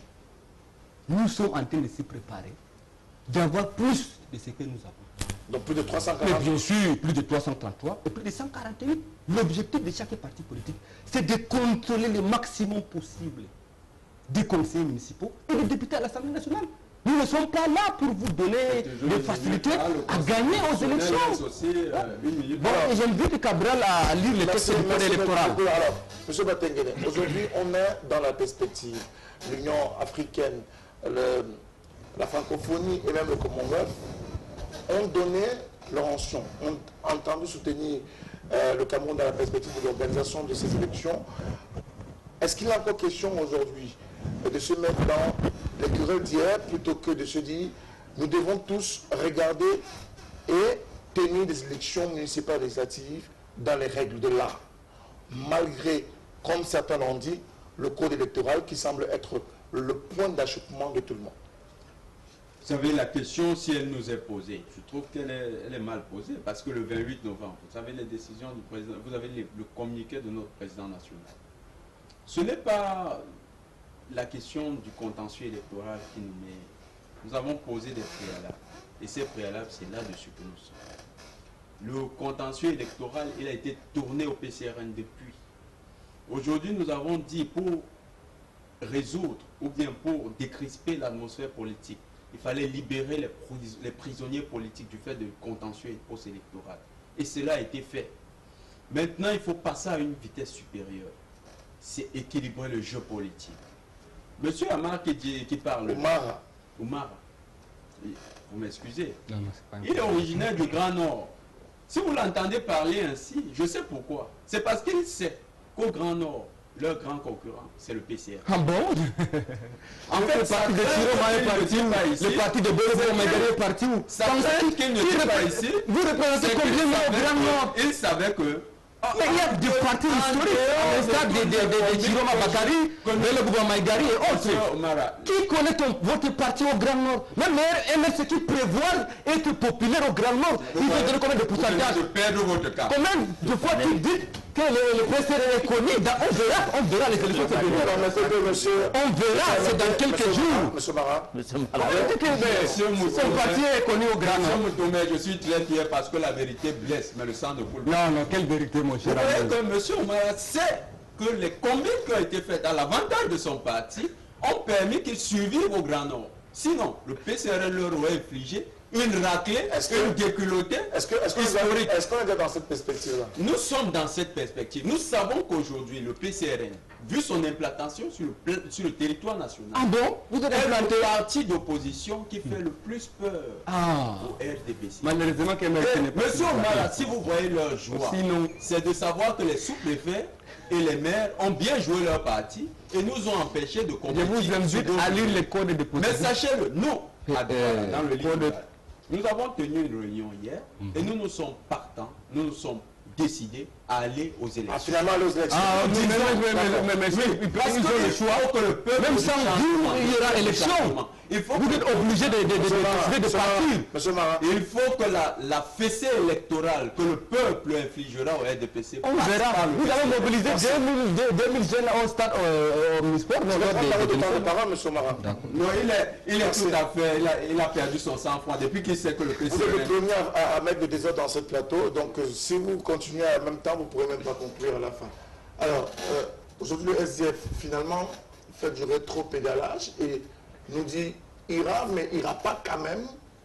Vous pensez avoir la baguette magique pour résoudre la crise anglophone, alors accompagner le gouvernement de la République à la résolution de la crise anglophone pour finalement, effectivement, participer à cette élection?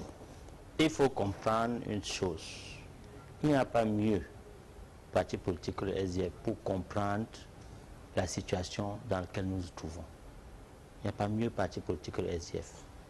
Je veux le dire parce que la crise anglophone, nous concernant tous, nous concerne en particulier. Nous avons plus de 30 communes dans le nord-ouest et le sud-ouest qui nous appartiennent. Imaginez-vous, si un parti comme le SDF s'en va aux élections sans que notre territoire de prédilection soit nettoyé de cette guerre infligée par les sécessionnistes. Comment ça va se passer? En deux, nous sommes dans le giron politique. Aujourd'hui, on n'évolue pas sous forme de l'activité normative. Non, ce n'est pas le droit. Nous sommes en politique. Nous avons constaté que contre la non-résolution de la crise anglophone, le corps électoral avait été convoqué. Nous avons constaté que contre le consensus autour du code électoral, le corps électoral a été convoqué. En tant qu'homme politique, qu'est-ce que nous devons faire? Nous avons posé au niveau de l'ECA, nous avons déposé nos dossiers afin de faire pression pour que ces grands tas de la République, tels que la résolution de la crise, soit amorcée d'abord. On n'a pas dit, comme le représentant de Malitem vient de dire, qu'on doit résoudre la crise anglophone par une baguette magique. Non, il y a déjà un travail qui a déjà été fait en amont. C'est lui, du grand dialogue, qui a produit des résolutions. Maintenant, qu'est-ce que nous voulons? Nous voulons que ces résolutions soient mises en activité. Que cela intéresse, que les gens sortent des recoins du nord-ouest et du sud-ouest pour pouvoir entrer dans la vie nationale. Alors, petit mot, l'élection, cela est le nécessaire. scrutin vise à renouveler la classe politique. Est-ce que malgré la situation dans le nord-ouest et le sud-ouest, on peut avoir une classe politique plus forte, à même d'apporter des solutions ou des propositions qui reflètent la réalité de la base? C'était notre souhait dans tous les cas. Parce que vous savez, nous sommes tous, nous qui nous réclamons de l'opposition, nous avons tous pour objectif de renverser le régime en place. Maintenant, c'est les méthodes qui diffèrent. Et puis, nous déplorons ce que nous appelons les néo-opposants. Parce que l'intrusion de certains partis dans la vie politique du Cameroun a été une mauvaise chose pour l'opposition. Ce que j'appelle mauvais partis, c'est-à-dire des partis qui se sont prévalus être les plus grands, les plus forts, les plus beaux, et qui en fait ne pesaient rien sur le terrain.